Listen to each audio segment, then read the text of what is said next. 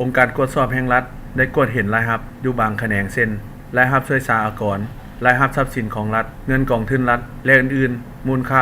689กว่าตื้อกีบในนั้นศูนย์กลาง516กว่าตื้อกีบและคันท้องถิ่น173กว่าตื้อกีบซึ่งบ่ได้มอบเข้างบประมาณแห่งรัฐในศกปี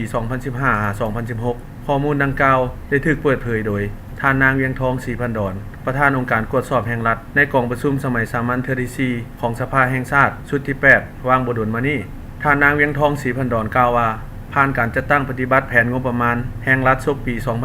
2015-2016อยู่ขั้นศูนย์กลางและท้องถิ่นซึ่งบ่สอดคล้องตามระเบียบกฎหมายว่าด้วยงบประมาณแห่งรัฐเช่นคะแนนช่วยสหกรณ์ยังบ่มอบเข้างบประมาณของรัฐจำนวน115กว่าตื้อกีบในนั้นอยู่ศูนย์กลาง79กว่าตื้อกีบและท้องถิ่น35กว่าตื้อกีบคะแนนคุ้มครองทรัพย์สินของรัฐจำนวน27กว่าตื้อกีบอยู่ศูนย์กลางเกือบ4ตื้อกีบและท้องถิ่น24กว่าตื้อกีบรายรับอื่นๆ172กว่าตื้อกีบอยู่ศูนย์กลาง58กว่าตื้อกีบและท้องถิ่น113กว่าตื้อกีบและเงินกองทุนของรัฐเกือบ400กว่าตื้อกีบศูนย์กลาง373กว่าตื้อกีบศกปี2015-2016สภาแห่งชาติได้รับห้องแผนรายรับงบประมาณแห่งรัฐ26กว่าตื้อกีบได้รับห้องแผนดัดแก้23กว่าตื้อกีบปฏิบัติตัวจริง22กว่าตื้อกีบเท่ากับ94%ของแผนการดัดแก้